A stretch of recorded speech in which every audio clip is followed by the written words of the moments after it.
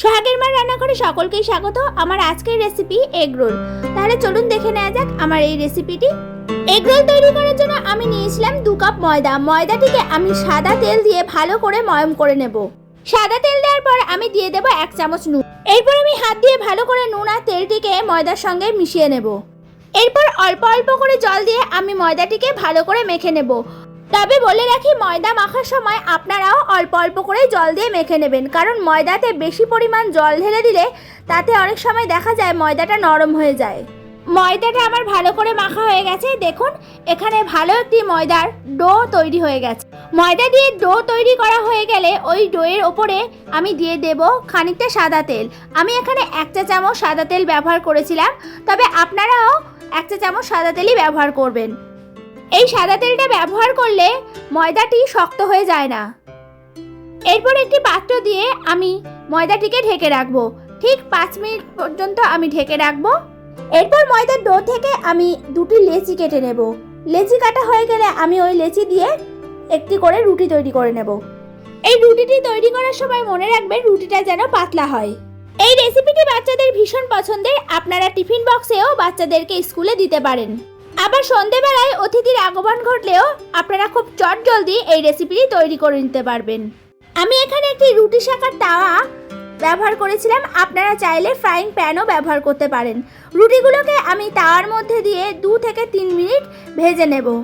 এরপর একটি পাত্রে আমি ডিমটাকে ফাটিয়ে নেব। ডিমটা ফাটানো হয়ে গেলে আমি তাতে দিয়ে দেব 1 চা চামচ পেঁয়াজ কুচি আর 1 চা চামচ লঙ্কা কুচি, আর দিয়ে দেব স্বাদ মতো নুন। আপনারা চাইলে এখানে লঙ্কার পরিবর্তে গোলমরিচের গুঁড়োও ব্যবহার করতে পারেন। ওই তাওয়ার মধ্যেই আমি দিয়ে দেব কিছুটা সাদা তেল। এরপর আমি রুটিটাকে ভালো মতো ভেজে নেব। এই রুটিটাকে আমি বেশি সময় ধরে ভাজবো না। বেশি সময় ধরে ভাজলে অনেক সময় দেখা যায় রুটিটি শক্ত হয়ে যায়। রুটিটি একটু লাল লাল করে ভাজা হয়ে গেলে আমি ওই তাওয়াতেই আবার দিয়ে দেব খানিকটা তেল। ফাটিয়ে নেওয়া ডিমটিকে আমি তার উপরে দিয়ে দিলাম, আর তার উপরেই আমি দিয়ে দেব ভেজে নেওয়া রুটিটি। রুটিটি দেওয়া হয়ে গেলে রুটির ওপরে আমি হালকা হালকা করে একটু চাপ দেব, আর দেখে নেব ডিম আর রুটিটি ঠিক কতটা পরিমাণ ভাজা হয়েছে। তবে কিছুক্ষণ সময় ধরে আপনারা ভাজবেন, আর এই সময় গ্যাসের ফ্লেমটিকে লো করে রাখবেন আর ডিমটিকে এপিটোপিট করে নেবেন। দেখবেন ঠিক কতটা ভাজা হয়েছে। ডিম আর রুটিটি ভালো করে ভাজা হয়ে গেছে। এরপর আমি নিয়ে নেব একটি সাদা পেপার। এই সাদা পেপারের ওপরে আমি দিয়ে দেব ডিম আর ভাজা রুটিটি।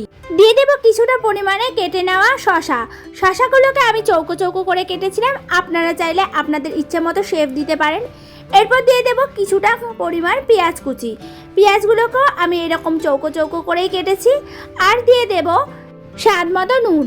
আপনারা যতটা পরিমাণ নুন খাবেন ঠিক সেই পরিমাণ নুনই এখানে অ্যাড করবেন। নুনটি দেওয়া হয়ে গেলে আমি এখানে দিয়ে দেব টমেটো কিষান সস।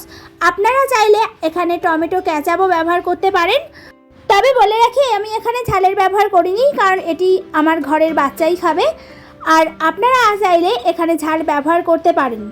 টমেটো সসটি আমার এখানে দেওয়া হয়ে গেছে। এরপর আমি এই রুটিটিকে একটি ভালো করে রোলের মতো তৈরি করে নেব।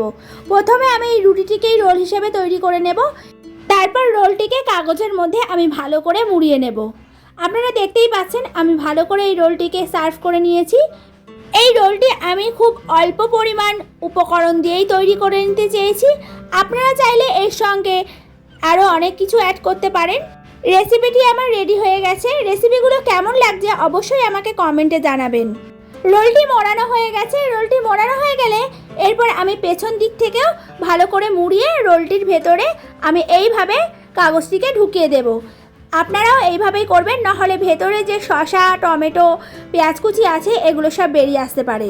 এই চ্যানেলের ভিডিওগুলি ভালো লাগলে চ্যানেলটিকে সাবস্ক্রাইব করবেন আর একটি করে লাইক করবেন। আজ এই পর্যন্তই। আবার দেখা হবে নতুন একটি রেসিপিতে। ততক্ষণ ভালো থাকবেন, সুস্থ থাকবেন। আমি এখানে অল্প পরিমাণ শসা কুচো দিয়ে এগ রোলটিকে সার্ভ করে নিয়েছি। আপনারা চাইলে পেঁয়াজ কুচি বা টমেটো কুচিও দিতে পারেন।